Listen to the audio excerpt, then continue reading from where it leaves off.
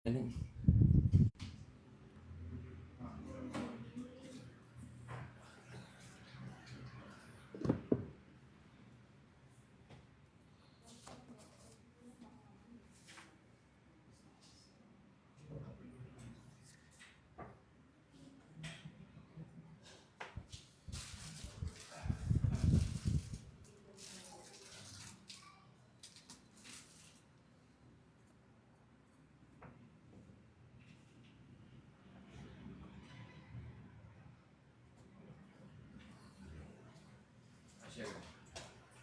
Nag-konti na ng Bible natin.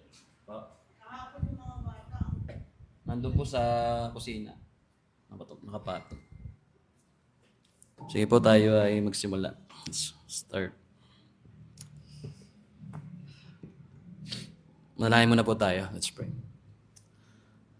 Our Heavenly Father, salamat po sa pagkakataong ito na pinagkaloob niyo po sa amin, Panginoon. Salamat po sa panibagong buhay at kalakasan na kaloob niyo po sa amin sa patuloy na pagsama sa buong magdamag at buong linggo, Panginoon. Alam po namin, O Diyos, na hindi niyo po kami pinababayaan at lagi po namin na kayong kasama sa tuwi-tuwi na pagkakaloob niyo po sa amin ng bawat araw, Panginoon. At sa umagang ito, patuloy din po kami na lumalapit at nagpapakumbaba. At patuloy rin po kami na humingi po sa inyo ng tawad sa lahat po ng aming mga pagkukulang at kahinaan. At alam po namin, Panginoon, na kilalang-kilala niyo po kami, ano man po yung aming mga pagkukulang sa inyo. At patuloy po namin inihingi ng tawad, Panginoon. At salamat po na sa pagkakataong ito na kami po ay muli niyo pong pahintulutan na makapagtipon sa bahay-sambahan na ito at patuloy po na kayo ay mapapurihan at maparangalan ang iyong dakilang pangalan. At sa aming pong pag-aaral, yun po yung dalangin namin na maunawaan po namin ang iyong mga salita. At sa gayon, O Diyos, ay mas lalo po namin kayong makilala at masamba po namin kayo sa Espiritu at katotohanan.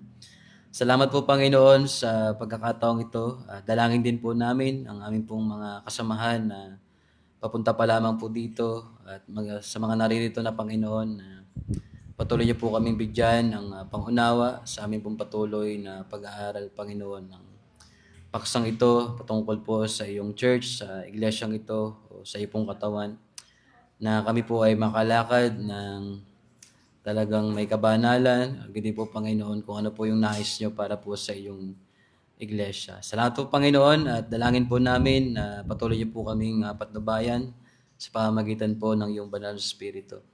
At kami rin po, Panginoon, ay nagpapasalamat sa lahat po ng mga pagpapala niyo sa amin, especially sa paggamit po sa aming mga buhay, tulad po kahapon sa pagtuturo ng mga bata at maging ngayong araw na ito. Salamat po sa mga guro o mga Sunday school teachers, sa mga kaagapay po nila sa pagtuturo ng mga bata, maging po sa buhay ng mga batang ito.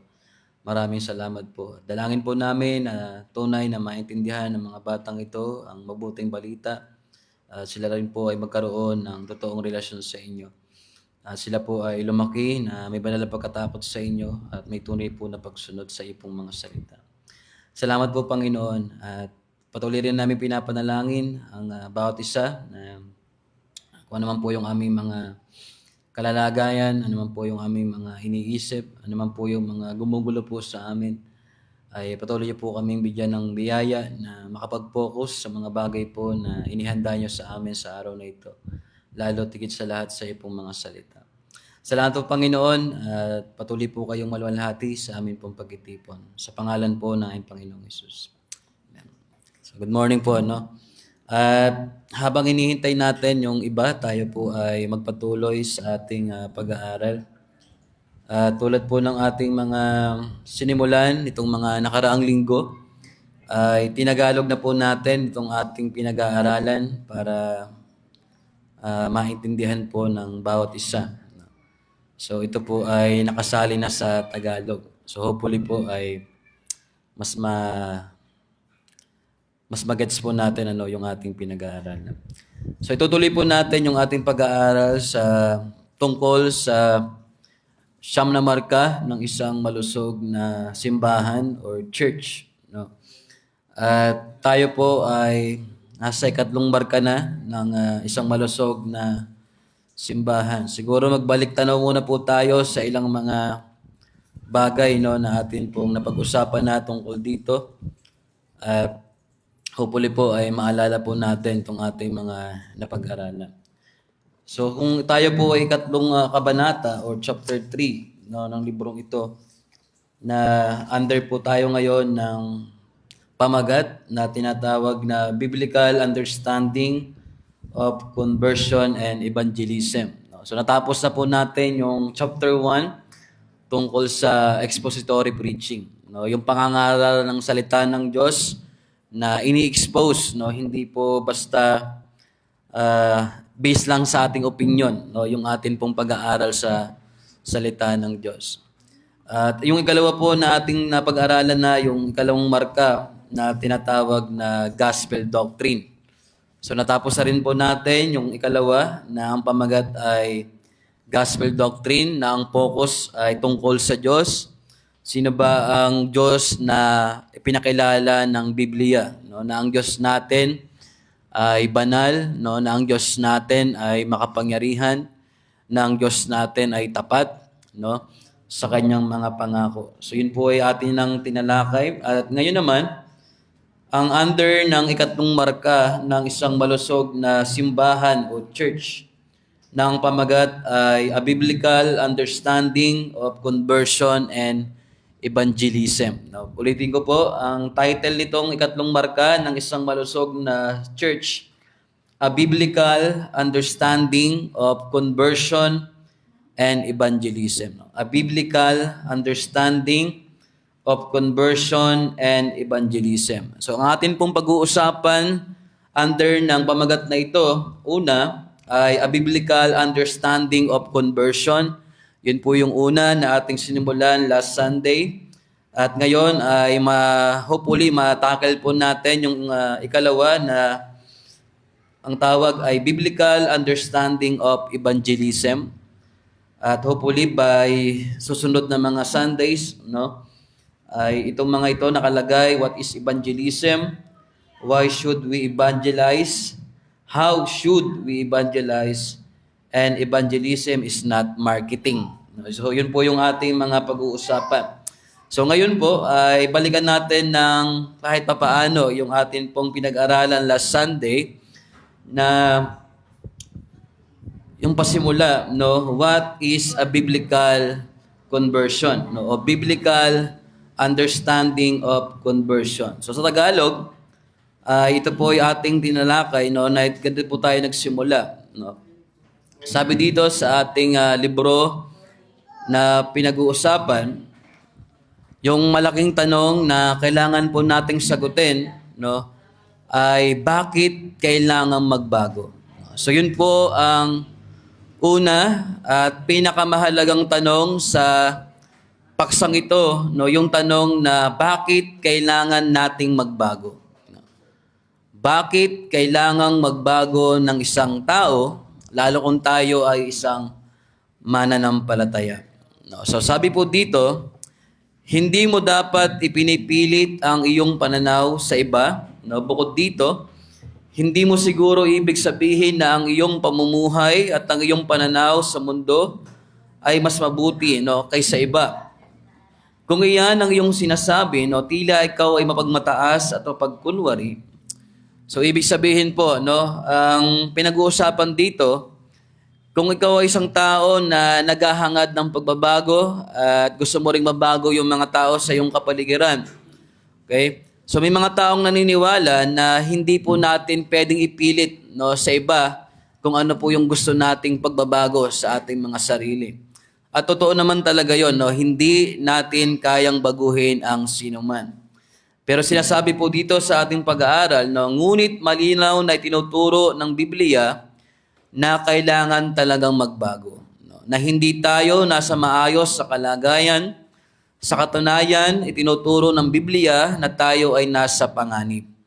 So, ibig sabihin po, no, lahat tayo na nasa ibabaw ng lupa, lahat ng nilalang, tayong mga tao, kung tayo po ay nag-iisip, no, na tayo po ay papunta sa magandang kinabukasan o mga bagay na inaakala po natin na tayo ay pabuti, lalo kung tayo ay wala sa Panginoon, yun po ay hindi totoo. Sapagkat ang tinuturo po ng Biblia, ang lahat ng tao na makasalanan, no, lahat tayo na under ng sin, ay tayo po ay papunta sa panganib. No? Hindi po tayo papunta saan? Sa maayos sa kalagayan. Bakit po? Ano pong sabi ng Biblia? Kung lahat tayo ay nagkasala, no, lahat tayo ay hindi nakaabot sa kalwalhatian ng Panginoon. No? At sinasabi po ng Biblia na ang kabayaran ng kasalanan ay kamatayan. So ibig sabihin po, hindi tayo pabuti.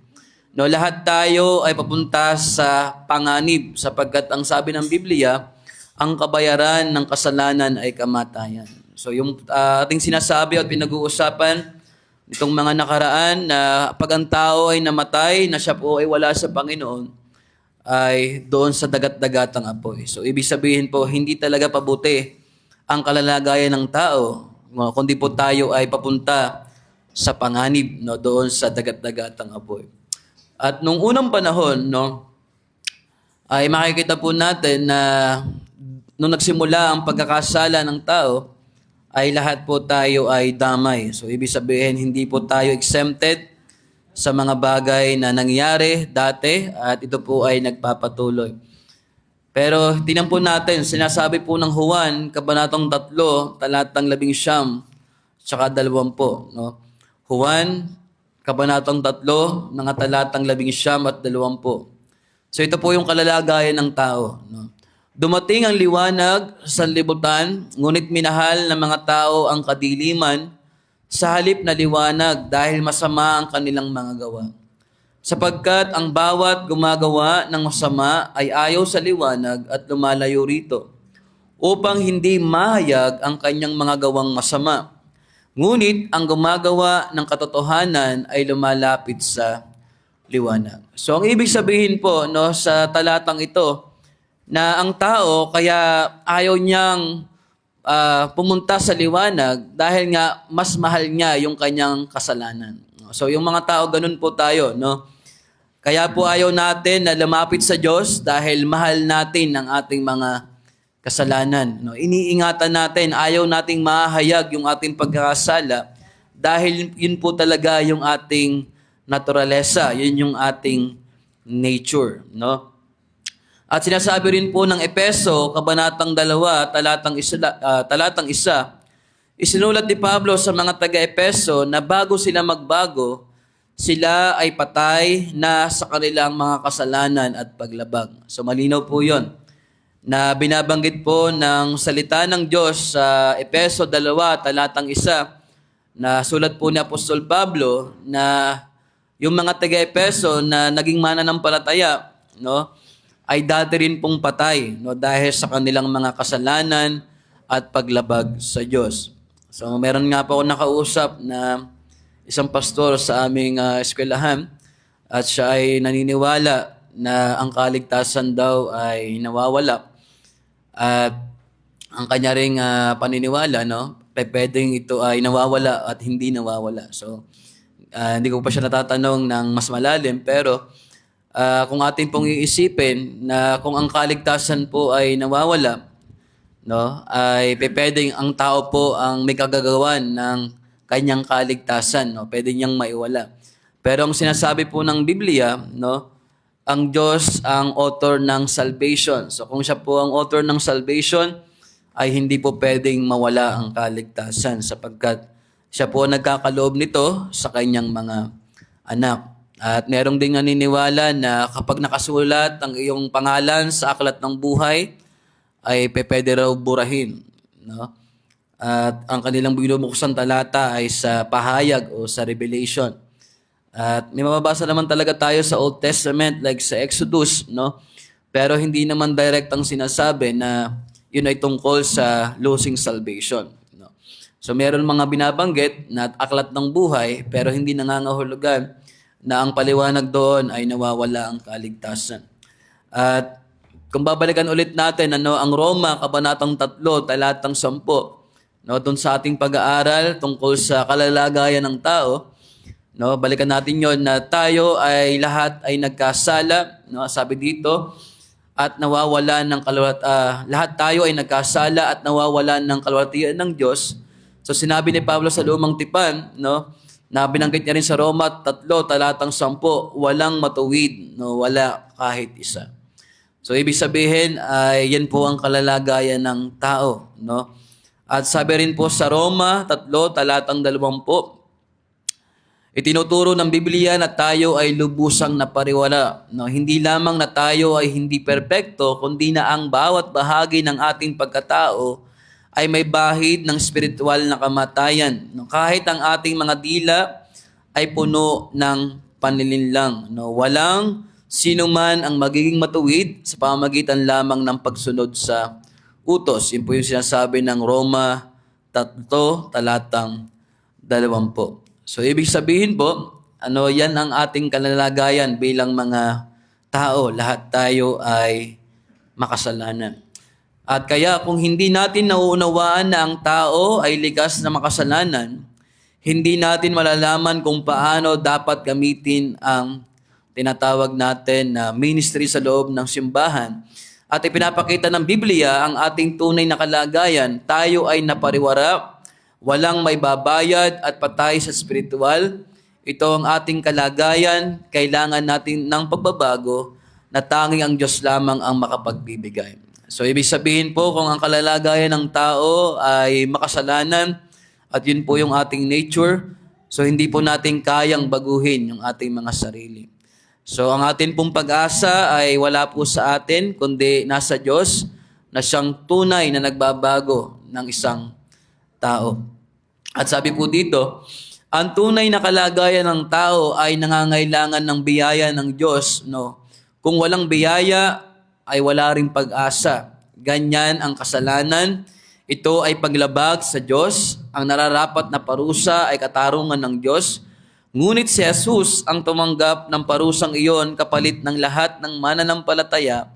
Kaya kapag tinatawag tayo ng Diyos sa pamamagitan ng Kanyang Espiritu, tayo ay lumiliko mula sa ating mga kasalanan patungo sa Kanya. So, ibig sabihin ay sa pamamagitan lamang po ng kapangyarihan ng Diyos, pamamagitan ng Kanyang Banal na Espiritu, doon lang tayo magkakaroon ng tunay na pagbabago.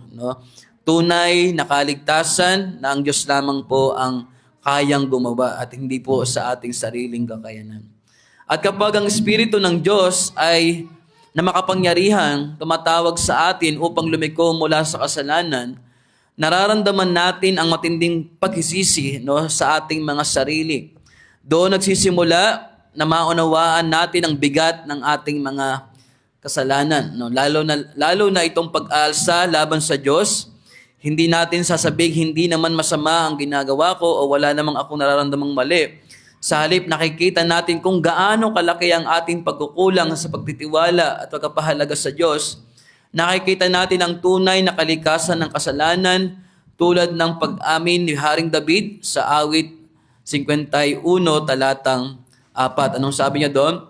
Sa iyo lamang ako nagkasala at ang masama ay ginawa ko sa iyong paningin upang mapatunayang tama ka sa iyong hatol at tapat sa iyong paghuhukom. So, ibig sabihin po, kung walang pagkilos ng Diyos sa ating buhay, sa pamamagitan ng Kanyang Banal na Espiritu, walang tunay na pagsisisi.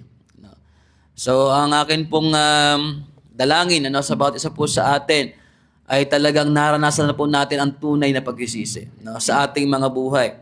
Sapagkat kung walang tunay na pagsisisi, ay hindi talaga natin naiintindihan ang bigat ng ating kalalagayan bilang taong mga makasalanan. At sabi dito, ayon sa Biblia, ito ang pinakamahalagang bahagi ng mabuting balita. Kailangan nating magbago. Ang ating kalikasan ay hindi mabuti. Ang pagbabagong kailangan natin ay hindi lamang ang pagtuklas sa ating sarili o sa ating kakayahan, kundi ang pagbabago ng ating pagkatao. Hindi mo lamang kailangang maging mas mabuti, kailangan mo ang bagong puso. Ito ang binibigay ng Diyos sa atin sa pamamagitan ni Kristo. So, ibig sabihin po, ang tao lamang na mayroong tunay na pagbabago ay yun lamang pong mga taong mayroong bagong puso. No? Meron silang new heart. No? Di ba yung ating binasa dati sa Ezekiel 36 verse 26, na ang isang tao ay kailangang palitan yung kanyang puso. At ang Diyos lamang po makakagawa nung surgery na yon, no?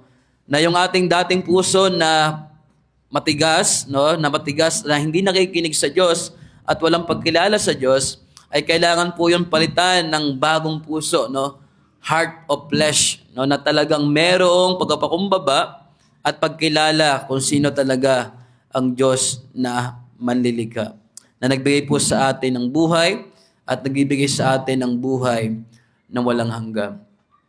Sa pagbabagong ito, tayo ay tumatanggap ng kapatawaran mula sa Diyos. Ang ating nakaraang mga kasalanan ay pinatatawad. Ang ating buhay ay binabago ang direksyon.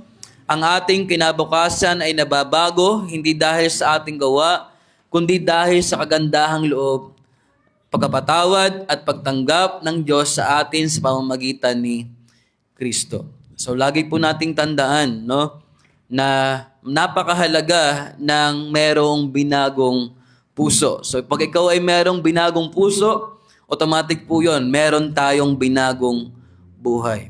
So wag na po tayong magtaka kung bakit ang isang tao, kahit nagsasabing siya ay Christian, at hindi mo makakitaan ng pagbabago, maybe, o hindi lang maybe, no, talagang wala pa siyang tunay, no, na binago puso, o hindi pa pinalitan yung kanyang puso. So hindi pa po siya born again o hindi pa siya talaga ligtas.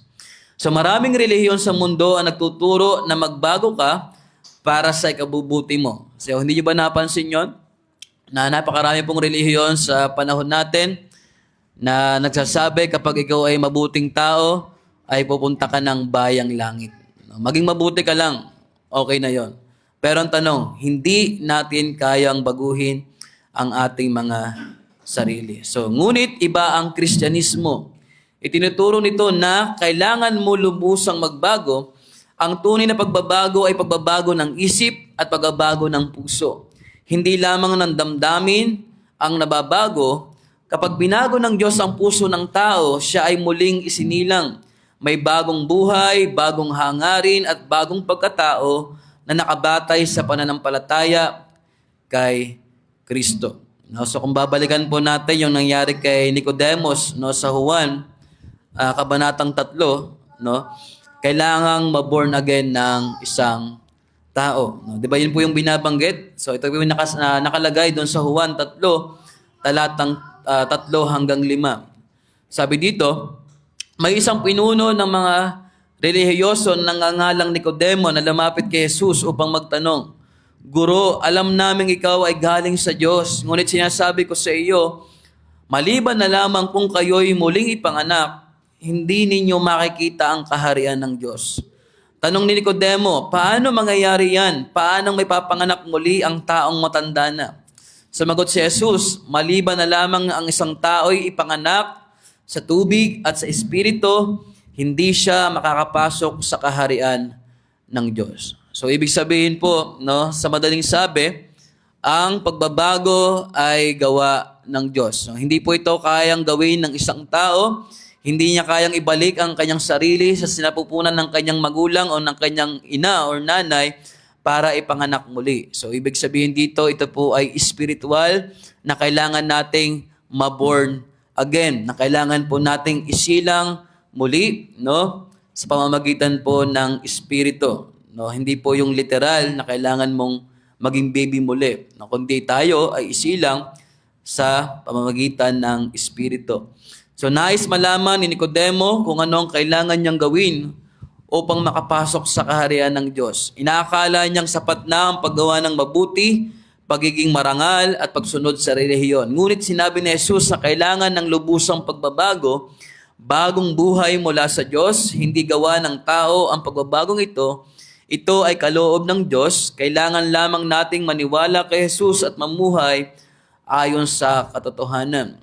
At yun ang tinuturo ni Jesus na mayroon tayong dapat gawin. Ngunit, posible lamang iyon dahil sa gawa ng Diyos sa atin At tulad ng sinasabi sa libro ni Joel sa Kabanatang 2, talatang 32, at ang sinumang tumawag sa pangalan ng Panginoon ay maliligtas. So ibig sabihin po, mangyayari lamang ang tunay na pagbabago o pagiging born again kung tayo po ay kahabagan, at kung tayo po ay maabot ng biyaya ng Diyos na nagliligtas. So, hindi po sa pamamagitan ng ating sariling mga gawa. At kung gusto po nating malaman na kung talagang tayo ay meron ng bagong buhay o tayo po ay na-born again, so pwede po natin sigurong i-check yung ating mga sarili, no, sa Galatia, Kabanatang 5, talatang 22 hanggang 23. So basahin po natin ang ating Biblia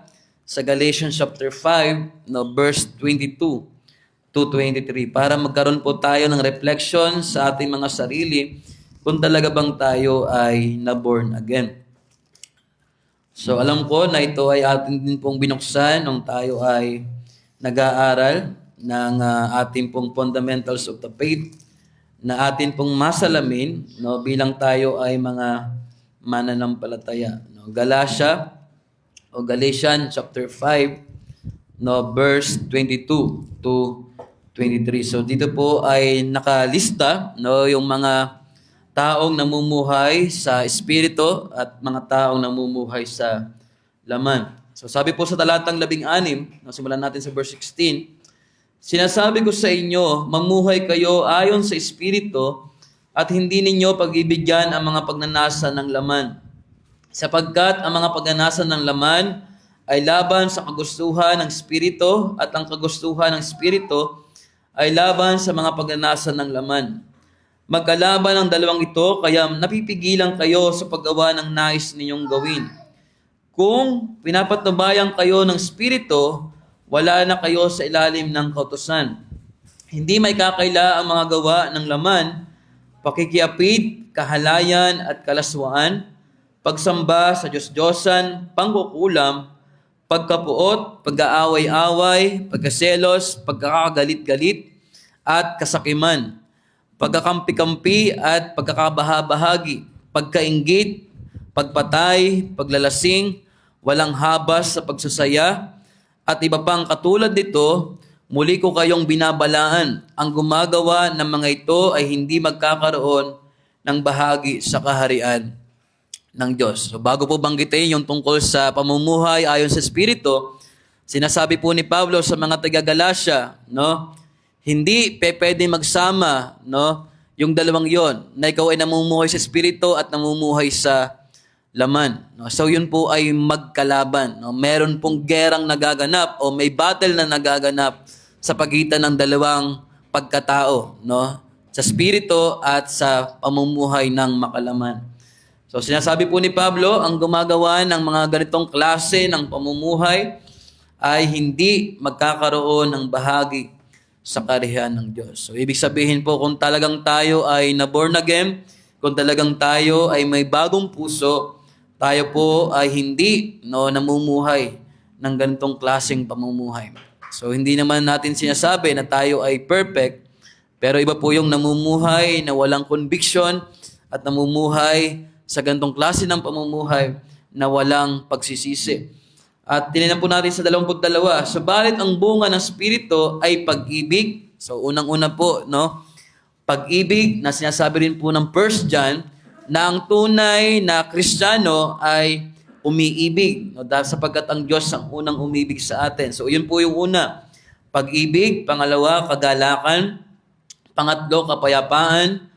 Pagtatyaga, kabaitan, kabutihan, katapatan, kahinahunan, at pagpipigil sa sarili. Walang batas laban sa mga ganito. So, ibig sabihin po, kung magkakaroon tayo ng listahan o checklist sa ating mga sarili, ito po yung napakaganda na tingnan natin. Meron na ba akong ganitong klase, no, na katangian nung ako ay na-born again? No, na ako ba ay meron ng binagong puso at itong mga bagay na ito ay nakikita na po sa aking sarili o sa ating buhay. Sapagkat kung hindi, no, sabihin natin, pwede po bang isa lang muna o dalawa o tatlo? So, hindi po pwede na pipili lang tayo ng ilan, no? Na i-apply po natin sa ating mga sarili. No? Kailangan po lahat ito ay makita sa ating mga buhay. Kung hindi man po perfectly, no, ay may unti-unti pong pagbabago, no, sa ating mga buhay. So, ibig sabihin po, ay tingnan po natin ang ating mga sarili sa mga bagay na ito. So, ibig sabihin, sa pamamagitan ng Banal na Espiritu, lumalabas ang tunay na bunga na hindi kayang ibigay ng tao. So, ibig sabihin, lahat ng tao ay nangangailangan ng ganitong pagbabago. Bagaman tila walang nagbago sa panlabas, ang pagbabago sa puso ay gawa lamang ng Diyos. So, kaya upang maging malusog ang simbahan, kailangan natin magbago at kilalanin na ang Diyos ang nagbabago sa atin. So, napakahalaga po ng tunay na pagbabago. At mangyayari lamang po yun kung tayo ay tunay na born again. Kung talagang tayo ay tunay na merong bagong puso o binago yung ating mga puso. Tama ba yung oras natin?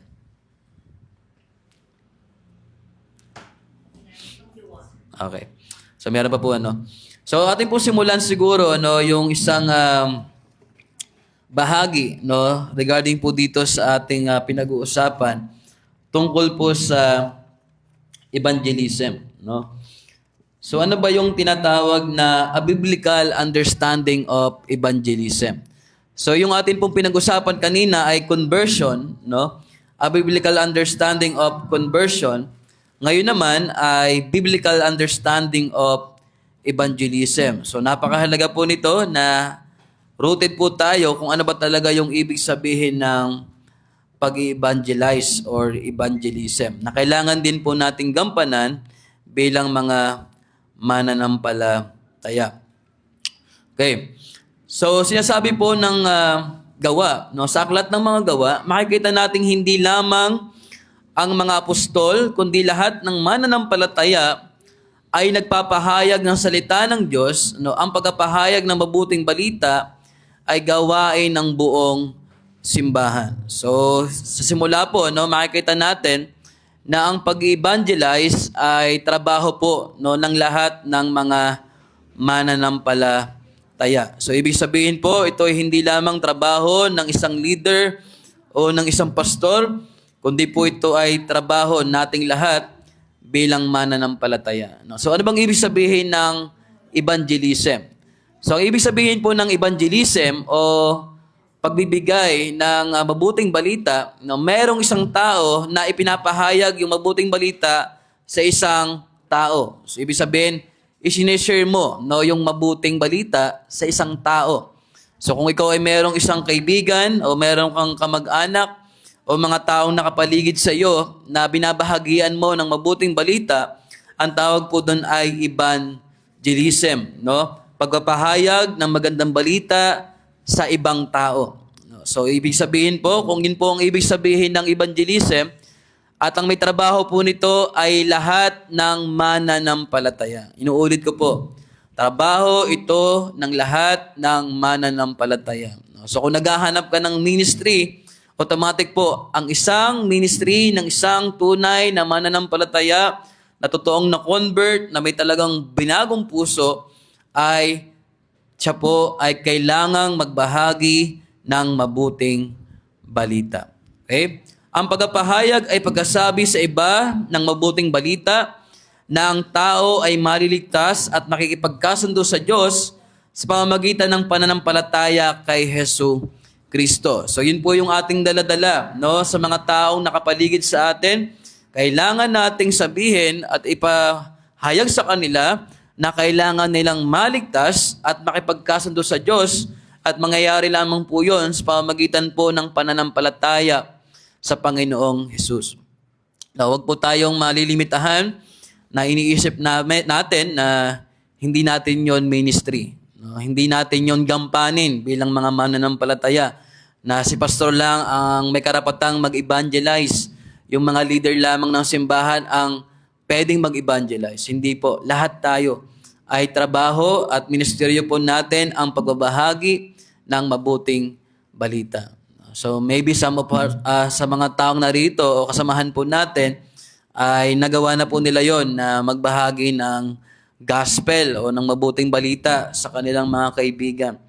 So, alam ko may mga struggle tayo. Maybe sa mga naririto, ang iba ay nahihiya o hindi nila alam kung paano magbahagi ng mabuting balita. So, sa pag-aaral po dito, sa atin pong topic na ito, ay isa-isahin po natin kung paano ba magbahagi ng mabuting balita. Pero sabi po dito, no, ang upang lubusan nating maunawaan, no, ang tungkol sa pagbabahagi ng mabuting balita, tingnan muna natin kung ano ang maling pagkaunawa ng marami. So ito po yung isa sa mga nagiging problema, no, sa ating pong pagbabahagi ng gospel dahil mali po yung ating pagkaunawa, no, kung bakit tayo nagbabahagi ng mabuting balita. So una, ito po yung ating maling kaisipan o pagkaunawa tungkol sa evangelism. No, iniisip po ng madami na ang evangelism ay pag-upwersa ng ating paniniwala, no, sa ating pagkapahayag. So ang ibig sabihin, pag iniisipin mo na ikaw ay isang mananampalataya at gusto mong mag-share ng gospel, ang ating agad iniisip, dapat maging kailangan maging believer ito. Kailangan pilitin ko siya na siya po ay maging believer. So, yun po ay mali. No? Mali na ipilit po natin yung ating paniniwala sa isang tao. Babahagian mo siya, sasabihan mo na talagang pipilitin mo siya, papersahin mo na paniwalaan yung sinasabi mo. So, hindi po yun evangelism. No? Hindi po yun tamang pag-i-evangelize. No? Hindi mo natin pwedeng ipilit, no, sa tao na kailangan niyang paniwalaan yung ating sinasabi. So kung atin po ulit babalikan, no, ang pagliligtas po ay trabaho ng Diyos. No? Hindi po natin ito trabaho. Ang trabaho ng isang mananampalataya ay ibahagi ang mabuting balita.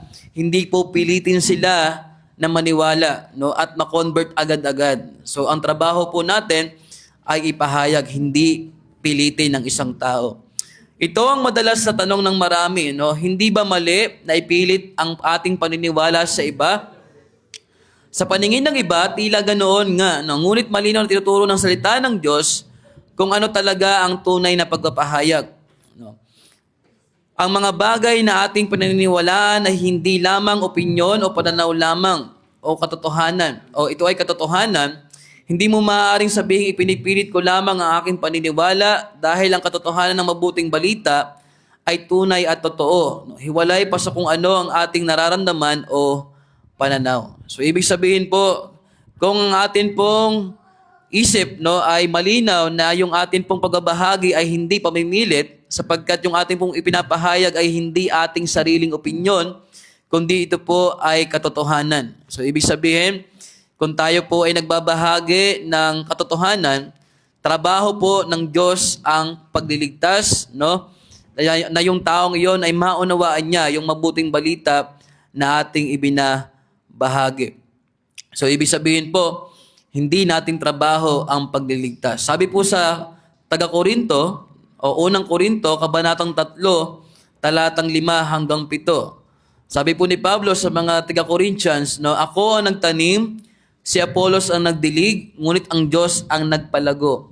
Kaya't hindi mahalaga kung sino ang nagtanim o nagdilig, kundi ang Diyos na nagpapalago. So, ibig sabihin ay Diyos ang nagliligtas, no? Hindi po tayo. Ito ang pinakamahalagang punto, no? Hindi tayo ang nagpapalago, ang Diyos ang gumagawa. So, ibig sabihin, ang trabaho ng isang mananampalataya ay magbahagi at hindi para iligtas ang taong ating binabahaginan. So kung ang ating pong pag-iisip ay mali, no, na tayo ang nagliligtas, yun po ay hindi sinasabi ng Biblia. No, ang tama ay atin pong ibahagi at ang Diyos sa po ang bahala na kumilos sa buhay ng isang tao. Okay? So hopefully po ay makita natin, no, yon sa ating pagbabahagi na ang Diyos po ang nagliligtas, no, at hindi po tayo. So hindi po natin kailangan, no, na baguhin ang puso ng isang tao sapagkat ang Diyos lamang ang kayang magbago nito, no. So kailangan ng pagbabago nang galing sa loob at ang Diyos lamang po ang kayang magbago ng puso ng isang tao. Ang pagiging Kristiyano ay hindi lamang pagsunod sa mga tuntunin, kundi pagbabago ng puso at buhay na galing sa Diyos. So tinuturo po ng Biblia na ang pagbabago ng tao ay hindi kayang gawin ng batas o lakas ng tao. Kailangan nating ipahayag ng wasto ang mabuting balita, mamuhay ng aayon dito at manalangin na baguhin ng Diyos ang puso ng tao. So yun po yung trabaho natin, no? Ibahagi ang katotohanan at ipanalangin ang taong ating binahaginan ng mabuting balita at ang Diyos po ang magbabago sa puso ng isang tao, no? Hindi po tayo, no? Hindi tayo ang pwedeng magbago ng puso ng isang tao. So ibig sabihin, no, hindi ito pagpupersa. Ang tunay na pagpapahayag ay hindi pamimilit o pagpupersa, no? Ibinibigay natin ang mabuting balita ng malaya, hindi natin ito pinipilit sa kanila. Ang tunay na pagpapahayag ay hindi pagpupersa, no, sa isang tao. At hindi lamang pagkasabi ng sariling karanasan o testimony. Iniisip ng iba na ang pagpapahayag ay pagkasabi lamang ng kung ano ang naranasan mo. Mahalaga ang patotoo. Ngunit hindi sapat ang sariling karanasan lamang. Kapag sinabi mo lamang ang iyong karanasan, sasabihin ng iba, mabuti yan para sa iyo. Ngunit hindi ko kailangan.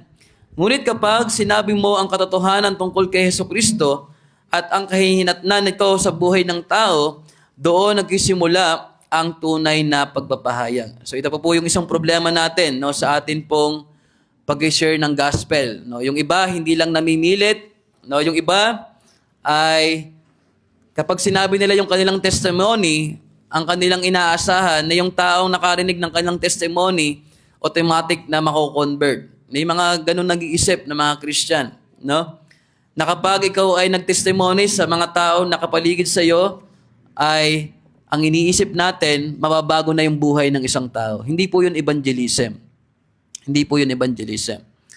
No, dati ginagawa natin dito yun sa church na tayo po ay nagbibigay ng testimony.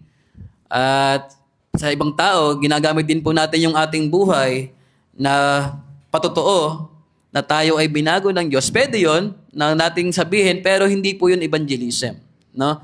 Hindi yun na magbabago sa isang tao. No? Kailangan niyang marinig yung gospel. Kailangan niyang maintindihan yung mabuting balita.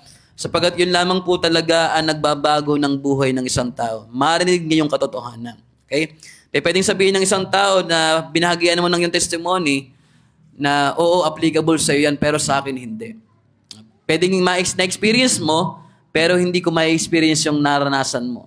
So, ibig sabihin, hindi yon isang evangelism. Okay? Ang evangelism ay pagpapahayag ng mabuting balita. Okay? So, yun po ay hindi pagpapersa o pagkasabi lamang ng ating sariling karanasan o testimony. Ikatlo, na maling pagkaunawa sa evangelism, no? Hindi lamang ito panlipunan o politikal na pagbabago. Marami ang nag-aakala na ang pagpapahayag ay pagbabago lamang ng lipunan o politika. Ngunit ang tunay na pagbabago ay pagbabago ng puso ng tao patungo sa Diyos. Madalas na nalilito ang tao, inuuna ang pagbabago ng lipunan sa halip ng pagbabago ng puso.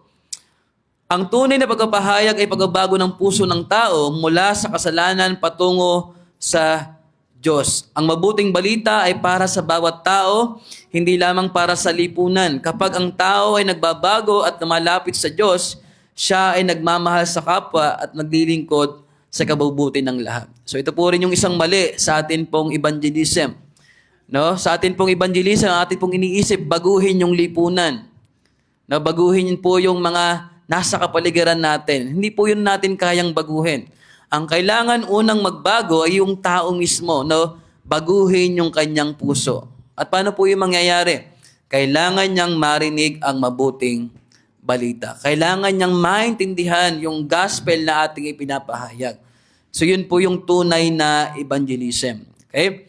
So ibig sabihin po, una, no, hindi lamang pamimilit ang evangelism, no? Hindi natin pwedeng ikintil sa kanila o parang pilitin sila na sila po ay manampalataya. Hindi po natin yung trabaho. Ikalawa, no, ay hindi po tayo ang nagbabago ng puso ng tao. No? Ang Diyos lamang po ang nakakagawa ng bagay na ito. Ang Diyos lamang ang kayang magligtas at hindi po tayo. No?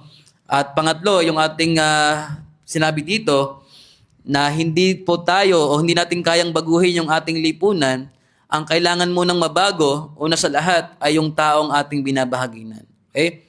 So, ibig sabihin, doon lamang papasok ang totoong pagbabago kung maintindihan po niya ang mabuting balita. At yun po ay magkakaapekto o makakaapekto sa lipunan kung ang isang tao talaga ay na-born again o totoong na-convert.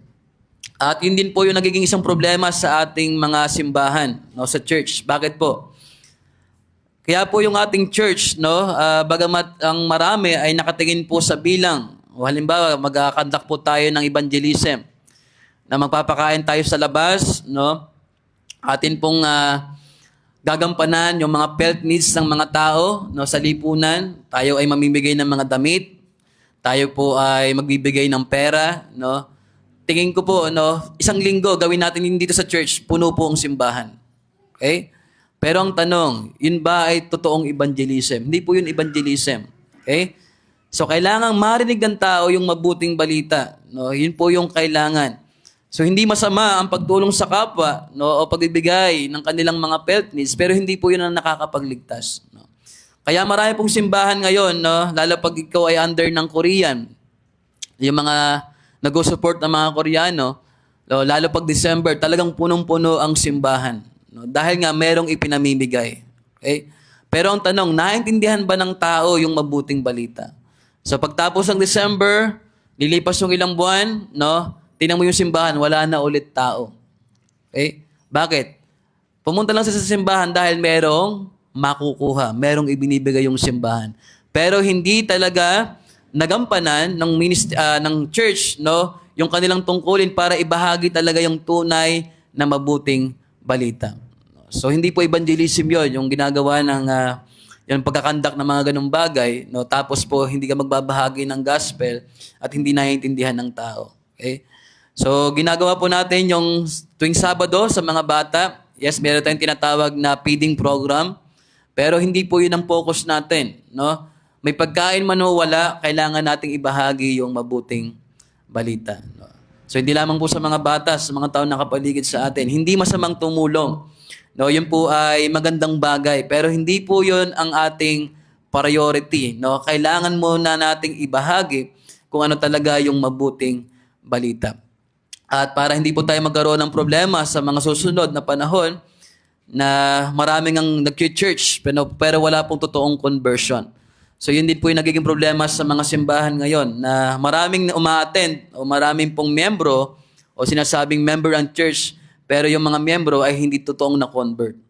So kaya papansinin po natin yung mga membro ng simbahan, bakit kaya mga pasaway, no? Hindi marunong makinig, no? Hindi mga marunong talagang manampalataya sa Panginoon, no? Hindi talaga sumusunod sa Diyos. Bakit? Walang totoong conversion. Uma-attend lang. No, uma-attend pero hindi niya talaga naintindihan ang mabuting balita. So yun po ang isang nagiging problema sa ating mga simbahan. At marami rin po nag-i-evangelize ng kanilang pagpapahayag, yung tinatawag na prosperity gospel. 'Di ba? Yun po yung mga nakikita natin sa panahon natin na sinasabi po ng mga pastor o ng mga leader ng simbahan na mag-church ka, no, sumapi ka sa amin bilang maging miyembro ka ng simbahan namin at ikaw ay pagpapalain ng Diyos. No, tinatawag po yun na prosperity gospel. Lalo sasabihin po ng leader, no, bigyan mo kami ng pera mo o ikaw ay magkaloob sa simbahan namin at pagpapalain ka ng Diyos. Yun po ay tinatawag na prosperity gospel. Hindi po yun evangelism at hindi po yun ang tamang sinasabi ng Biblia tungkol sa pagpapahayag ng magandang balita. So, totoo yun, no? Nangyayari po yun hanggang sa panahon natin. At yun po ay palala pa ng palala. So, di ba naibanggit ko dati na may maraming simbahan ngayon na pag nag-church ka, ang daming offering bag. No? Meron sa gitna, meron sa gilid, meron sa likod. At bago ka lumabas ng simbahan, limas lahat ang pera mo. No? Kahit yung ultimong pamasahe mo siguro, dahil sasabihin ng pastor, magkaloob ka, magtanim ka, no? At ikaw ay pagpapalain ng Diyos. At tapos kakanta, no? Umuulan ng pagpapala. No? Sasabihin ng pastor, dapat lahat sa linggo, lahat tayo ay may dalang payong. At yung mga payong nyo, baligtarin nyo at saluhin nyo ang pagpapala. No? So yung mga member naman, tuwang-tuwa, nataasan ng kamay, hallelujah, no? Pag sinabi ng pastor, ito, saluhin nyo, kotse. Si Kuya Michael, kailangan mabilis. Akin to. Okay? Sabihin ng pastor, ito, house and lot, saluhin nyo, paunahan. Okay? Yung mga miyembro naman, tuwang-tuwa, no? Kanyahan ng saluhan. Akin to, akin to. Yun po ay tinatawag na prosperity gospel. So, hindi po yun ang tamang pagpapahayag ng magandang balita. So, maraming miyembro, maraming mga tumatangkilik ng ganong turo, pero walang totoong pagbabago. Walang binagong puso. Gusto lamang ng taong yumaman, gusto lamang ng taong umunlad, pero ang totoong yumayaman ay yung mga pastor. Si pastor naka-jet, di ba? Si pastor ang ganda ng kotse, no? Talagang mamahaling kotse, no? Talagang luxury car. No? So hindi yumayaman yung miyembro, ang yumayaman ay yung mga leader. So yun po ay tinatawag na prosperity gospel. So hindi po yun ang tamang pagpapahayag ng magandang balita. So tinuturo po ng Biblia, no? Sa John chapter 15 verse 20, sabi dito, may mga nagtuturo na ang pagsunod kay Kristo ay nangangahulugang yaman, kalusugan at tagumpay sa lahat ng bagay. Ito ay hindi totoo. Anong sabi ng John 15:20? Si Jesus mismo nagsabi na ang kanyang pagsunod ay magdadala ng pagtutol, pagtanggi at hirap. So look at that po. No? Anong sabi? Magdadala ng pagtutol, pagtanggi at hirap. So ibig sabihin po, no? Aasahan po natin na kapag tayo ay nasa Panginoon, hindi tayo exempted sa suffering.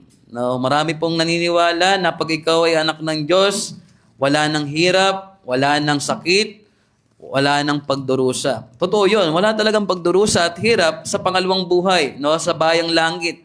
Pero sa lupang ito, sa ibabaw ng lupa, habang tayo ay naglilingkod sa Panginoon, no, ay marami pong pagsubok na tayong mararanasan. So ibig sabihin, tayan, no, hindi po, naging martirit po sila. Tulad po ni Peter, no, siya po ay pinako ng pabaligtad sa krus, di ba? At maging po si Juan ay bago po siya pumunta o nilagay sa island ng Patmos, siya po ay nilagay saan? Sa kumukulong mantika. Okay? Ang iba po sa kanila ay hinati sa gitna. Okay? Iba po ay pinatay sa pamamagitan po ng tabak o ng espada. So ibig sabihin po, brutal ang kanila pong mga naging kamatayan. So kung iisipin po natin sa panahon natin na pag ikaw ay naging mananampalataya, smooth ang lahat ng bagay, hindi po yun totoo. Yan po ay kasinungalingan. No? Ang tunay na mananampalataya ay hindi exempted sa suffering. No? Kung ang ating Panginoon ay naghirap, what more tayo na kanyang mga anak. No? So tulad po ng ating pag-aaralan mamaya, no? Meron talagang suffering, no? Pero hindi po doon nagtatapos sapagkat meron ding glory na tatamasahin ang mga mananampalataya. Pero hindi po 'yon ngayon sa darating po na panahon. Okay? Pero mamaya pag-uusapan po natin ang pagiging mga anak ng Diyos at tagapagmana ng Diyos, no? Sa atin pong service mamaya. Yun po yung ating tatalakayan. Pero ngayon, nawa po maunawaan natin na ang pagbabahagi ng salita ng Diyos o ng mabuting balita ay hindi pamimilit. No? Ang Diyos ang nagbabago ng puso ng isang tao. Okay? At ang pagbabahagi ng salita ng Diyos ay hindi rin po pagkasabi na ikaw ay yayaman o magiging maginhawa ang iyong buhay. Yun po ay kabaligtaran. No? So hindi natin sinasabi na ang mga mananampalataya ay hindi nagiginhawa o hindi na siya magkakaroon ng trabaho, hindi na siya magkakaroon ng sariling tirahan, magkakaroon ng sariling sasakyan. Hindi po yun ang sinasabi ng Biblia. Ang sinasabi ng Biblia, yes, pwede mong maranasan yung ginhawa ng buhay, pero hindi ka exempted saan? Sa suffering. Pwede kang magkasakit, no?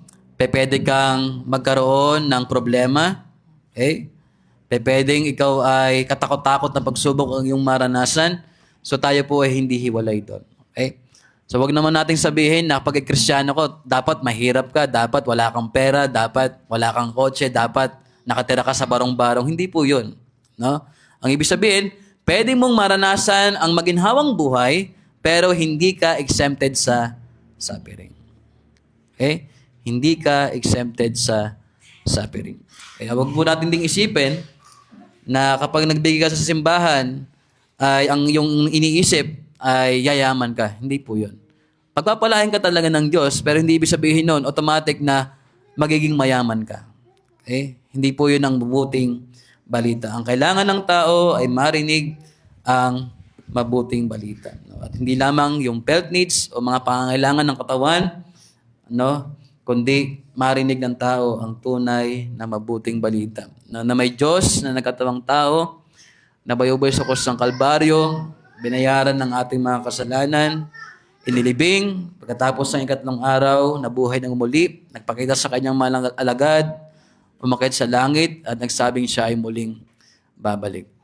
So, kailangan po nilang marinig na sapat ang ginawa ni Kristo sa krus ng Kalbaryo para bayaran ang ating mga kasalanan. At doon lang po magkakaroon ng reconciliation. No? Nagiging maayos ang ating relasyon sa Diyos dahil sa ginawa ni Kristo sa krus ng Kalbaryo. Okay? Na binayaran ng ating lahat ng kasalanan noon, ngayon, at sa mga darating. At kailangan po nating manampalataya, ipahayag ng ating mga labi, no, maniwala sa ating mga puso na talagang si Kristo ay Diyos, no, na nagkatawang tao na nagbayad ng ating mga kasalanan. Sige po, at bago tayo manalangin, at hindi pa po ito tapos sapagkat pag-uusapan pa po natin kung paano o bakit natin kailangan magpahayag ng mabuting balita. So yun po yung ating mga pag-uusapan sa susunod na mga linggo.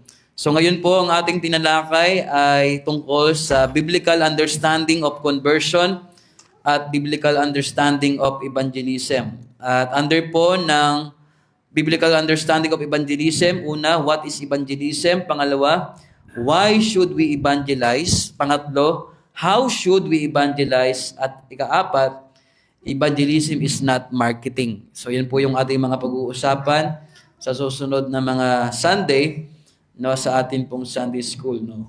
What is evangelism? Why should we evangelize? How should we evangelize? Evangelism is not marketing. So yun po yung ating mga tatalakayin pa. Okay? So meron po ba kayong question tungkol sa conversion or biblical understanding of conversion at biblical understanding of evangelism? O meron po kayong mga na-experience na dati, no? Maybe kung kayo po ay nasa ibang simbahan na ito po ay ginagawa nila, no? Itong ganitong klase ng tinatawag na evangelism na hindi po biblical. So, merong unbiblical at meron talagang biblical evangelism, no? So, meron po ba kayong tanong or clarification or gusto niyo po kayong mag-share tungkol sa ating pinag-uusapan? Biblical understanding of conversion and evangelism. Meron po ba? Tanong po, may question kayo? Tanong po, meron po ba? Wala pa yung iba nating kasamahan, no?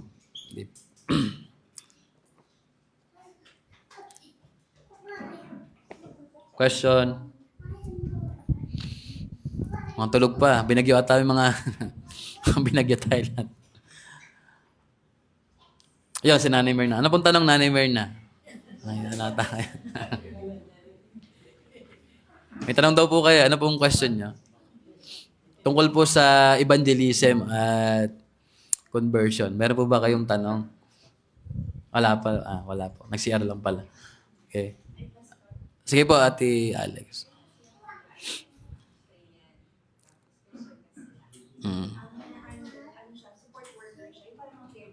Apo.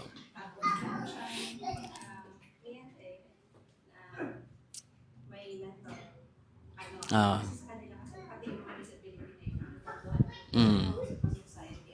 Apa.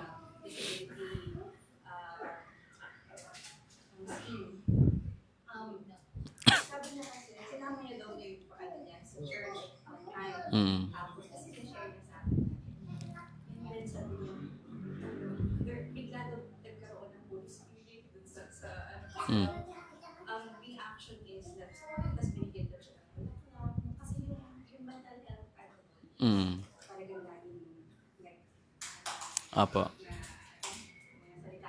Bad words.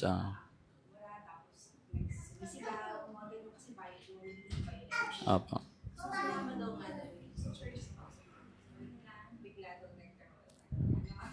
Parang miracle na. ah,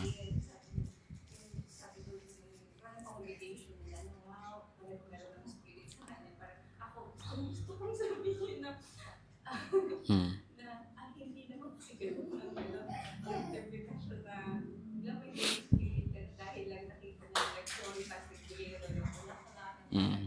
pero until hanggang tayo yung ginagawa yung nandun sila sa kasi ganun pa rin paano mo yun nandun sila sa pero pagdating mo sa nandun na yung spirit na convert na kaagad. Apo. So yun po, kung naalala niyo po yung yung centurion sa Book of Acts na sinasabi po yung nakausap ni Peter, na 'di ba, naginip yung nagkaroon ng vision yung centurion, tsaka si Peter, 'di ba, nagkaroon ng vision. At yung taong yon, no, yung centurion ay talagang meron siyang takot sa Diyos, no. 'Di ba, gumagawa siya ng mabuti, 'di ba? Tumutulong sa mga Hudyo, sabihin natin ng panahong 'yon.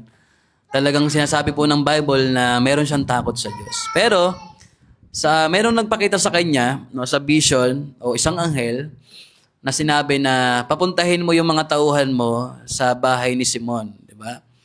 At meron doon nagangalang Pedro at kailangang pumunta diyan sa tahanan mo. So maging po si Peter, nagkaroon din po siya ng pangitain na yung ibinaba, 'di ba? Na merong mga hayop na marumi tsaka malinis. Pero sabi po ng anghel sa kanya o ng Panginoon na magkatay ka, no, at kainin mo. Pero sabi po ni Pedro, hindi pa pwede, mga unclean animals ito, no? Hindi pa pwede katayin ko to at kainin. So yung pangitay na yon, merong ibig sabihin na yung mabuting balita ay hindi lamang para sa mga Hudyo, kundi para din sa mga makasalanan na mga Hintil. No, kaya si Pedro ay habang iniisip niya yung kanyang pangitain, meron dumating na mga tao at siya nga ay hinahanap na kailangan niyang pumunta doon sa bahay ng centurion na yon. No? So, ibig sabihin po, bagamat yung tao na yon ay mabuti, no, gumagawa ng mabuti, may takot sa Diyos, pero hindi po automatic na siya ay saved na. Kailangan niyang marinig yung mabuting balita. Kaya si Pedro, kailangan niyang pumunta doon sa bahay niya at ipangaral po yung gospel. So, ibig sabihin, doon sa istorya po na binahagi ng Ate Alex, so kahit sabihin mo na may pagbabago doon sa attitude o behavior ng isang tao, pero kung hindi niya naintindihan talaga yung gospel, walang totoong conversion. No? Kailangan niya munang marinig kung ano ba talaga yung gospel at siya po ay manampalataya. So sa librong ito, meron din po ako nabasa tungkol sa mga Muslim. Halimbawa, sa Iran ngayon, di ba? Hindi ko alam kung nakakapanood po kayo sa YouTube na sinasabi po ng mga isla o mga mga Muslim na meron doon nagpapakita sa kanilang mga anghel or meron nakikipag-usap sa kanila na sinasabi nilang si Jesus daw, no? At itong mga taong ito ay pumupunta ng mga Christian churches para kausapin yung mga leader or mga minister doon para ibahagi sa kanila yung gospel. So ibig sabihin, pwede mangyari yon na itong mga Islam na ito, o may relihiyong Islam o mga Muslim, ay talagang kausapin ng Diyos o mayroong ipakita sa kanila ang Panginoon na kailangan talaga nilang malaman yung mabuting balita. Pero, trabaho pa rin po ng mananampalataya yung pagbabahagi ng gospel. So, kaya naman talagang gawin ng Diyos yun na kilalanin mo ako ang tagapagligtas. Pero, sa mga testimony po ng mga Muslim na yon, ay sila po ay pinapupunta po ng angel na kailangan meron silang makausap na isang Kristiyano.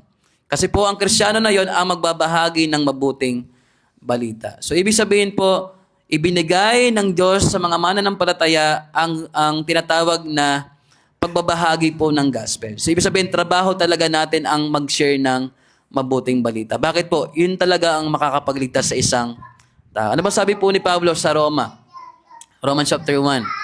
Hindi ko ikinahihiya ang mabuting balita. Bakit daw po? Ito ang alin? Kapangyarihan ng Diyos patungo saan? Sa kaligtasan. No? Sabi po yun sa Roma, no? Hindi ko ikinahihiya. Romans chapter 1 verse 16, no? I am not ashamed of the gospel because this is the power of God unto salvation. So, ibig sabihin po, ang totoong conversion ay mangyayari lamang kung maririnig nila at maunawaan po yung mabuting balita. Okay? So, thank you po, Ate Alex, no? Na na i-share nyo po yung ganun. So, kailangan, kung talagang save yung tao yun, talagang naintindihan niya po yung gospel. So, hindi po tayo nakatingin sa panlabas na tayo po ay magsasabi agad na siya po ay mananampalataya na sa ganong agad-agad, no? Kung hindi man niya narinig yung mabuting balita. Okay? At ito po pala isa, no? Tuwing Sunday, bawa gantong Sunday, hindi po tayo nakapokus sa evangelism. No? Ibig sabihin, yung Sunday worship po ay hindi para sa mga unbeliever. Ang Sunday worship po ay para sa mananampalataya. Kaya nga, worship service eh. No? Tayo po ay naririto para sumamba sa Diyos. Okay? Kung may bahagi man po yung gospel, pero hindi po yun yung ating priority every Sunday. No, ang evangelism po talaga ay pwedeng gawin sa labas ng church, no? Sa mga katrabaho natin o sa trabaho. So doon po pwede na tayo ay makapagbahagi. So yung Sunday worship service po ay hindi automatic na tayo po ay kailangang mag-evangelize. No? Nangyayari yun, okay? Hindi naman natin maiiwasan yun, pero hindi po natin focus. Ang Sunday worship ay for unbelievers. Ang Sunday worship service po ay para sa mananampalataya. No? Pwede kayo mag-invite, pero hindi po ang focus natin ay mag-evangelize every Sunday. Ang focus natin ay to worship God. No, kaya po tayo nag-gather. Okay? So, any question pa po? Baka meron pa kayong tanong regarding conversion and evangelism. Kuya Michael, sige pa.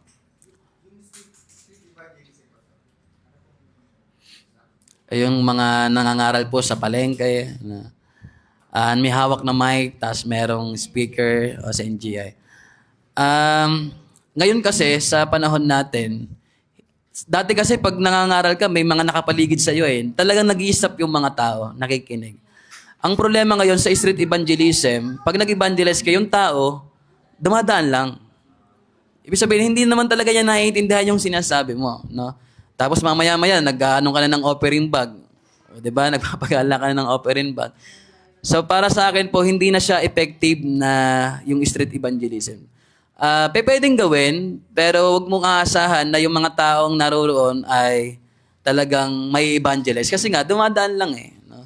Pagdaan nila, hindi nila naiintindihan yung sinasabi mo. Pwede siguro kung sa isang park na yung mga tao ay nakatigil. No? Na talagang nandun sila, na nakaupo, no? Hindi sila naglalakad o hindi kung saan-saan pumupunta. Pwede po yun. No? Tingin ko, pwede po yun na gawin natin. Pero yung dupunta ka ng palengke, tapos yung mga tao ay come and go, come and go. Pwede siguro yung mga nagtitinda, yung mga nakatigil doon, di kausapin muna na ng sarili niyan, di ba? Bawa sa bus, no? Sa mga buses po, no? I suggest po, kung mahaba yung biyahe, doon ka lang din naman. Pwede po yan. Pero yung walang sobre, walang sobre. Apo.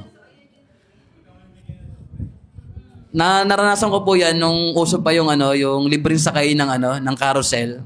Dahil lagi ako nagbabatangas. Maraming umakyat doon na alam natin yung mga taga-Marikina halos yun no? Yung mga nanghihingi rin sa palengke. Nag-share sila ng gospel, ng word of God, pero ang kahuli-hulihan about giving, di ba? About offering. Meron akong pera, pero ang nilagay ko dun sa sobre, yung evangelism tracts, yung nilagay ko. So, hindi po siya, hindi talaga evangelism yung ginagawa. Ang tawag nga ng iba ay kinakalakalang salita ng Diyos. No? Para sa pondo ng simbahan. So, hindi po siya gano'n. No? Totoo naman yon na meron talagang tamang pagkakaloob. So, hindi po yun doon sa labas na ikakalakal mo yung salita ng Diyos para sa pondo ng simbahan. So, mali naman po yun. No, hindi po natin pwedeng ikalakal ang salita ng Diyos. Sige, Kuya Michael, may tanong pa ba? Wala na. Ate Sharon, meron pa? Okay, ang tanong mo, Kit.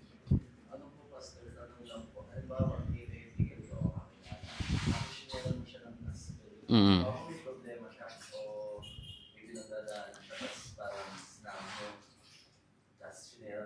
Oo. So ang sitwasyon o ang situation may kaibigan ka, ano ba tong kaibigan mo talagang lagi mong nakakasama or classmate, ganun. Pwede yun, no? Hindi naman tayo yung parang nasiran mo na ay titigil ka na. Kahit sa mga pamilya natin, di ba? Sa pamilya ko, hindi ako tumitigil. No? Every time na may pagkakataon, paulit-ulit, paulit-ulit. Anong sabi ba ng Bible, di ba? Ang isang tao ay magkakaroon ng pagkaunawa o tunay na pananampalataya, no? Through what? Through hearing and hearing the gospel. Hindi sinabi doon hearing, tas wala na. Hearing and hearing ng mabuting balita. So, ibig sabihin, kahit paulit-ulit, no? Huwag po tayong mananawa. Huwag natin sabihin na, hindi, nabahagian ko na yan ng minsan, okay na yon. Hindi po. No, yung tao kasi, bagamat tinataniman mo siya, no, hindi agad-agad yon na tulad ng iba na mananampalataya agad. So, ibig sabihin, kailangan niyang marinig yun ng paulit-ulit. So, ngayon, kung hindi pa siya talaga tunay na mananampalataya, pwede yon. Pwede mong ulit-ulitin sa kanya. No? Pwede mong ulit-ulitin.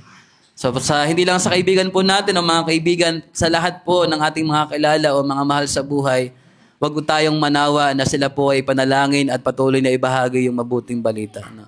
So, yun po yung ating pinangahawakan na walang ibang pwedeng magbago ng buhay ng isang tao, kundi ang Diyos, at walang pwedeng gamitin ng Diyos para sa kaligtasan, kundi po yung mabuting balita, no? Yung gospel.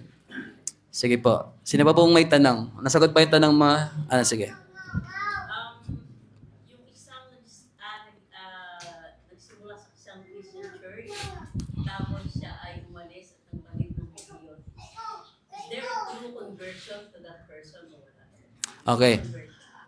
Yan po yung usapin ng backsliding, di po ba? Sa Bible, meron sa Proverbs na sinasabing word na backslide. Pero hindi po yun context ng parang sa Christian church na ikaw ay nagsisimba tapos bigla ka na lang umalis at hindi ka na bumalik. Okay? So wala naman talagang backsliding sa tunay na mananampalataya. No?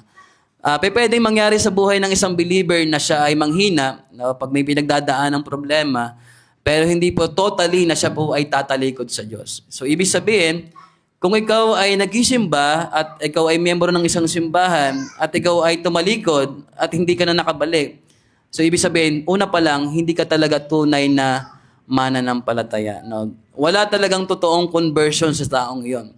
So meron akong dalawang halimbawa, no, sa Bible, ay una si Judas at isa ay si Pedro. Okay?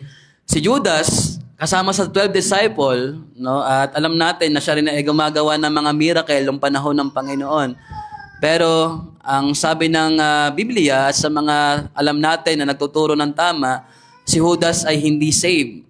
Pero siya po ay member ng 12 disciples. Okay? Nakasama niya ang Panginoon, nakita niya lahat halos yung mga himalang ginawa ng Panginoon, kung paano nagpakain ng 4,000, 5,000, lumakad sa ibabaw ng tubig, nagpagaling ng pilay, ng bulag, bumuhay ng patay, nagpatawad ng kasalanan. Yet, si Judas ay hindi saved. Okay? So siya po ay kasama ng Panginoon, pero siya po ay walang totoong conversion. Okay? Walang totoong pagbabago ng puso. No? Talagang ang nananahas sa kanya ay yung kanyang naturalesa na siya po ay makasalanan. So nung siya ay nagpakamatay, nagbigti po siya, no? Sabi po sa Book of Acts, ibig sabihin, no? Si Judas, bagamat sinasabing siya ay parang nagsisi, no, dahil sa kanyang ginawa sa Panginoon, no? Hindi po 'yon totoong pagsisisi na nagdudulot po ng kaligtasan. Okay? Unlike ni Peter, bagamat si Peter po ay ipinagkanulo ang Panginoon, anong sabi sa kanya ng Panginoon? Peter, I will pray for you. Okay? So si Peter, bagamat po parang tumalikod o ipinagkanulo niya yung kanyang Lord, no? Hindi po total, no, yung kanyang pagbagsak. Ibig sabihin, siya po ay nakapanumbalik. So ibig sabihin, lahat po ng totoong na-convert o mananampalataya, pwede mangyari yung tulad ni Peter, pero hindi po total na pagtalikod o total na pagbagsak sa pagkakasala. Okay? Ang isang mananampalataya na totoong na-convert, pwedeng mahulog sa pagkakasala. Okay? Pwede po siyang makaranas ng problema at para bang manghina sa kanyang pananampalataya, pero hindi total na siya po ay tatalikod. Sapagkat ang totoong mananampalataya, ano po yung ating pinag-aralan sa Fundamentals of the Faith? Yung kanyang faith ay nakakakitaan ng ng works. O yung kanyang love ay nagli-labors. Okay? At yung kanyang hope ay nag-i-endure. No? Hope that endures. So yung totoong mananampalataya po, I believe na yung tinatawag na perseverance of the saints. Ang isang tunay na believer ay nagpapatuloy. Bagamat dumadaan sa pagsubok, nanghihina, no? May pagbagsak sa pagkakasala pero hindi total. Siya ay makakapanumbalik dahil siya ay nasa kamay ng Diyos. Anong sabi ng Roma, Kabanatang 8? Walang makakapaghiwalay sa atin sa pag-ibig ni Kristo. Kahit kamatayan, kahit buhay, kahit mga anghel, no, kahit anong nilalang sa mundong ito, no, ay hindi pwedeng maging dahilan ng ating pagkahiwalay sa pag-ibig ni Kristo. So ibig sabihin yung isang mananampalataya, secure yung kanyang kaligtasan. Okay? Hindi po yun pwedeng iwala ng isang taong nagkasabing siya ay ligtas. Okay po. So kung yung taong yun, hindi po talaga totoong convert, Ninang Susan. Okay?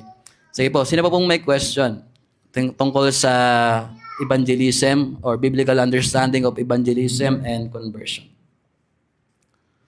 Wala na po. Sige, wag na tayo mag-preach. Wala nang oras. Sige po, tuloy na po natin yung ating ikalawang gawain. So tayo muna po ay manalangin. Let's pray. Our Heavenly Father, salamat po sa pagkakataong ito na kami po ay makapag-aral na tungkol sa biblical understanding of conversion at biblical understanding of evangelism na under ng 9 marks of a healthy church. Tunay nga, Panginoon, na trabaho po ninyo ang pagliligtas. Ang amin lamang pong trabaho ay ibahagi ang iyong salita at ipanalangin ng mga taong aming nabahagian. Tulad po ng sinasabi nyo sa sulat po ni Pablo sa unang Korinto, Kabanatang 3, na kami po ang nagtatanim, kami po ang nagdidilig, pero kayo po ang nagpapalago ng mga bagay na kayo po ang kumikilos sa mga taong aming pong nabahagian. Salamat po, Panginoon, na ang kaligtasan po ay kayo po ang may gawa at hindi po kami ang may gawa ng mga kaligtasan ito. At dahil po kayo ang author ng kaligtasan, ay nakakasigurado po kami ng aming salvation po ay hindi pwedeng maiwala ng sinaman po sa amin.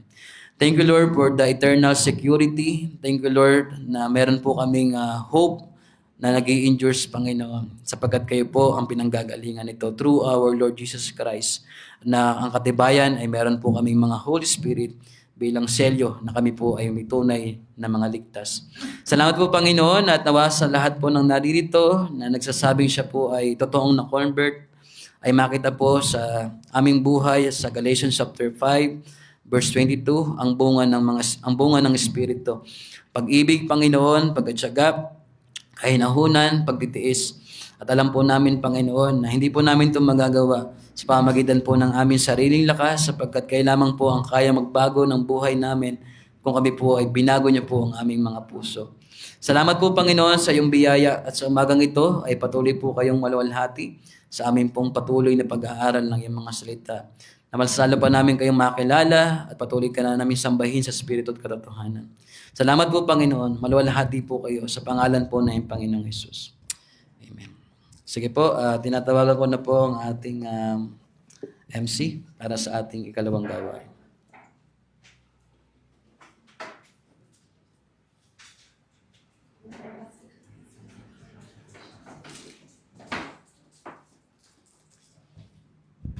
Good morning. Isang mapagpalang umaga po sa ating lahat. Tayo po ay magsisimula na sa ating pangalawang gawain.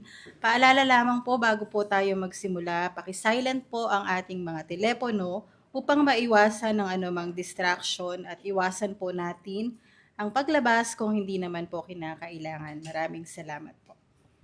Para po sa ating mga pabalita, patuloy pong ginaganap ang ating house-to-house visitation at Bible study every Tuesday at 7 p.m. At ito po ang mga nakaschedule. Almendras Family, kina Alex on August 18. Ramos Family, August 25. Rovira Family, September 1. Piamonte Family, September 8. Capistrano and Rosete Family, September 15. Agoda Family, September 22. Diaz Family, September 29. Landicha Family, October 6. Sera Family, October 11, Sunday afternoon. Pinapaalala rin po ang mga regular na gawain ng ating simbahan. Inaanyayahan po ang lahat na dumalo at makibahagi. Prayer Fellowship every Wednesday, 7:30 p.m. Youth Devotion, alternate every other Sunday. After service, Children Evangelism every Saturday, 4 p.m. Sunday School for Children, 8 a.m. Para po sa mga youth and young pro, meron po kayong devotion this afternoon. Ito naman po ang pagkakasunod-sunod ng ating programa. Scripture reading and opening prayer to be led by Brother Gary Domino in the book of Matthew, chapter 26, verses 31 to 56. Offertory and prayer to be led by Elder Celso Capistrano. Offertory song, praise and worship to be led by our adult ministry. Preaching and benediction by Pastor Allen Lendicho. Tayo pong lahat ay tumayo para po sa paggalang ng salita ng Diyos. Inaanyayahan ko po si Brother Gary Domino para sa pangunguna sa pagbasa ng salita ng Diyos. Tayo magbukas sa Mateo 26. Mga talatang 31 hanggang 56.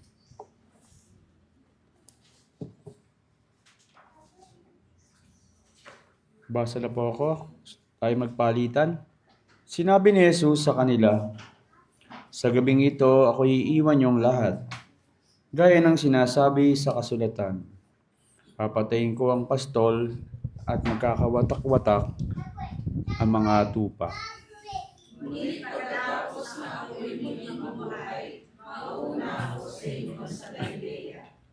Sumagot si Pedro, "Kahit na po kayo iwan ng lahat, hindi ko kayo iiwan."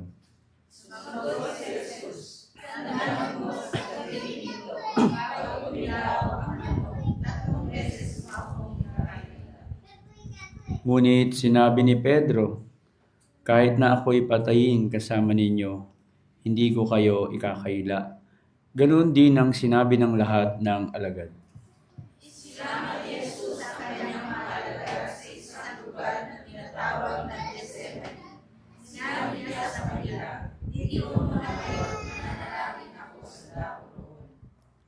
Ngunit sinama niya sina Pedro at ang dalawang anak ni Zebedeo, nagsimulang mabagabag at maghirap ang kanyang kalooban.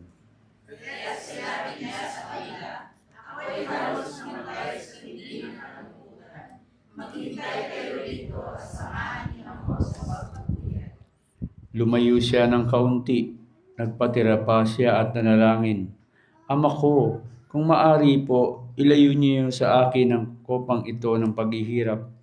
Ngunit hindi po ang kalooban ko, kundi ang kalooban ninyong ang mangyari."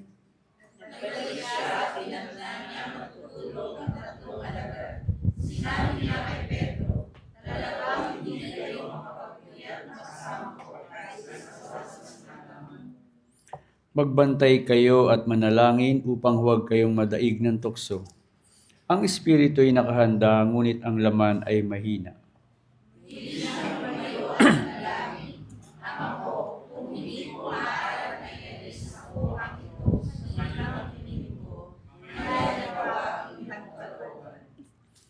Muli siyang nagbalik at nakita na naman niyang natutulog sila, sapagkat sila'y antok na antok.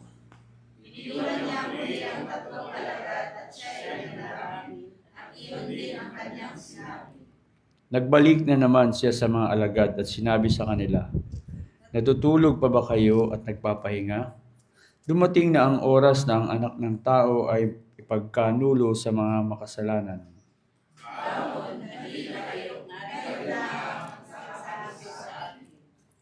Nagsasalita pa si Jesus nang dumating si Judas, na kabilang sa 12. May kasama siyang maraming tao na may dalang mga tabak at pamalo. Sinugo sila ng punong pari at mga pinuno ng bayan.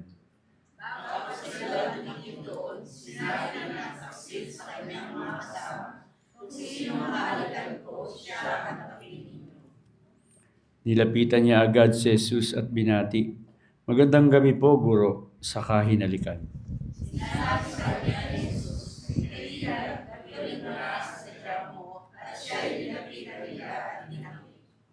Bumunot ng tabak ang isa sa kasama ni Jesus at tinaga ang utusan na pinakapunong pari at natagpas ang tainga niyon.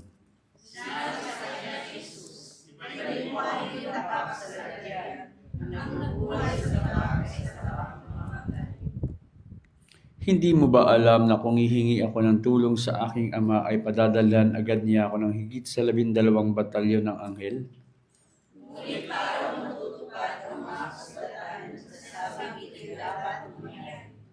Pagkatapos, sinabi niya sa mga tao, "Ako ba'y tulisan at naparito, kayong mga anak, kayong may mga tabak at pamali upang ako'y dakpin. Araw-araw nakaupo akong nagtuturo sa templo, ngunit hindi niyo ako dinakip. Sabay-sabay. Ngunit nangyari ang lahat ng ito upang matupad ang sinulat ng mga propeta. Tumakas ang mga alagad at iniwan siyang mag-isa." Tayo po'y manalangin. Dakilang Diyos, maraming salamat muli sa umagang ito na kami nakapagsama-sama muli. Maraming salamat sa isang linggong nakalipas na dumaan ang bagyo na andito pa rin kami sumasamba sa inyo.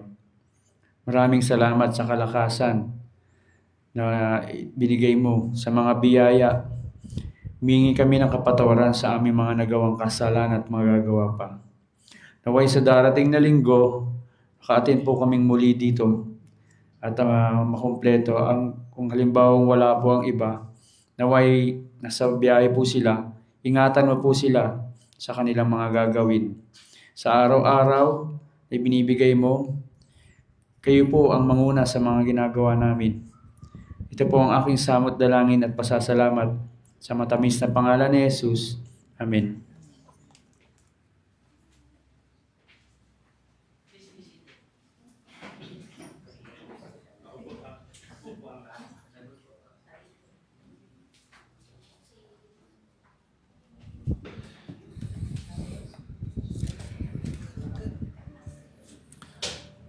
Para po sa ating pagkakaloob, hayaan niyo pong banggitin ko ang mga katagang nasulat sa aklat ng mga Kolosas, Kabanatang 3, talatang 12 hanggang 17.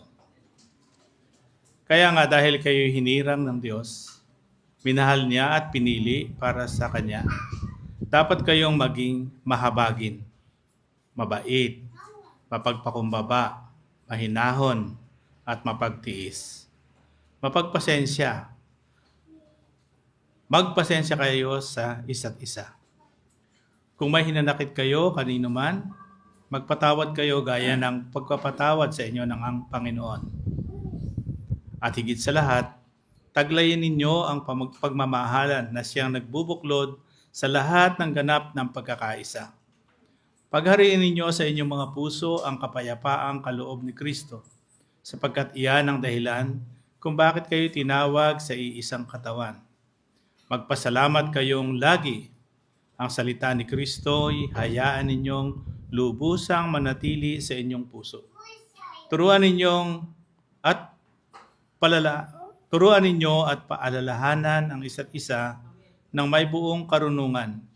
Buong puso kayong umawit ng salmo, mga himno at mga awiting espiritual nang may pasasalamat sa Diyos.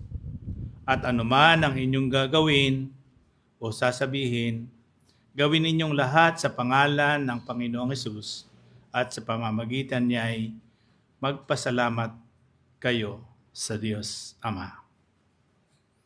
Anuman ang inyong gagawin o sasabihin, gawin ninyong lahat sa pangalan ng Panginoon. Tayo po'y manalangin. Panginoon, iyong tagubilin na anuman ang aming gawin o sasabihin o kakainin o iinumin, gawin namin ang lahat para sa ikaluluwalhati mo. Ngayong oras na ito, Panginoon, sa aming pananambahan, kami ay aawit, kami ay magpapasalamat, kami ay magbibigay. Aming dalangin, Panginoon, na sa kaibuturan ng aming puso, ang lahat ng ito ay gawin namin para sa iyo. Alam namin na hindi mo ito kailangan sapagkat ang lahat ng aming nakikita o nararamdaman o naririnig, ang lahat ng ito, Panginoon, ay sa inyo. Nothing in this world is not ours. It is all yours because you have created all this. Kaya kami lubos na nagpapasalamat sapagkat kami bilang iyong mga hinirang at pinili, inilagay sa luklukan at katabi ng banal na Espiritu na kami mamumuhay para sa iyong kaluwalhatian. Na anuman ang aming gawin, ito ay gawin namin para sa aming Panginoon at tagapagligtas na si Jesus. Ang aming pong pagkakaloob at ang aming mga kaloob ay aming dalangin na maging dahilan upang lumago pa ang inyong gawain sa aming kapaligiran, sa aming komunidad. At higit sa lahat, Panginoon, ay maabot nito ang mga nangangailangan. Salamat po, Panginoon. Kayo at sa inyo ang kapurihan sa ngalan ng aming Panginoon at tagapagligtas na si Jesus. Amen. Tayo po umawit habang ibibigay ang ating offering bag.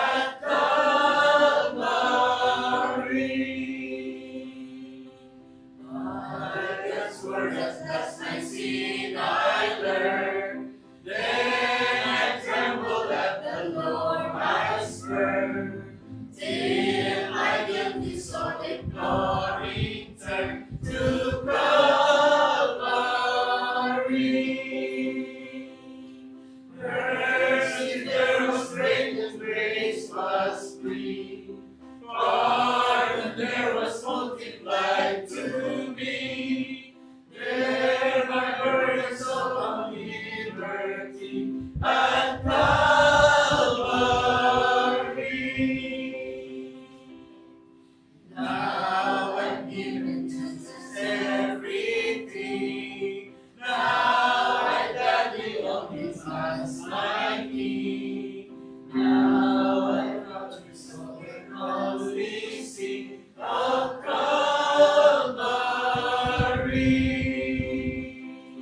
Mercy there was great and grace was free. Pardon there was multiplied to me. There my burdens so found liberty at Calvary.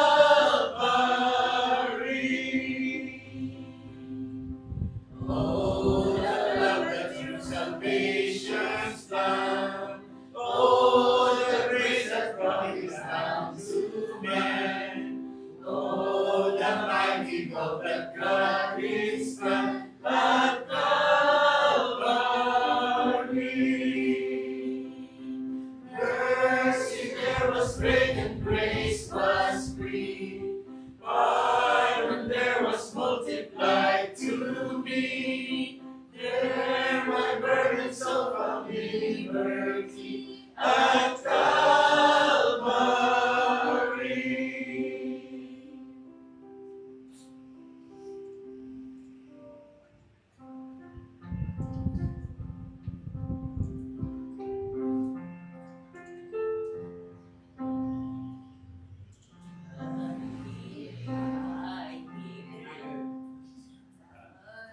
Hear the Savior say, Thy strength indeed is small.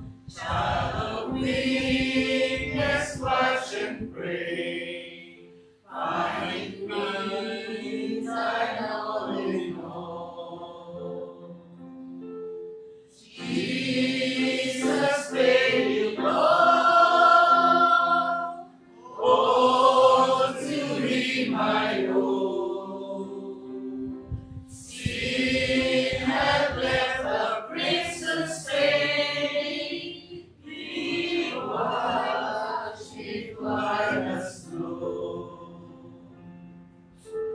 Lord, now indeed I find Thy power and Thine alone can change the leper's spots and melt the heart of stone. Jesus paid it all. Oh, to Thee my own. Sin had left a crimson stain. He washed it white as snow. For nothing good have I, whereby Thy grace to claim. I'll wash my garments white in the blood of Calvary's Lamb. Jesus paid it all. Oh, to Thee my own. Sin had left a crimson stain. He washed it white as snow. And when before the throne I stand in equal shall still repeat.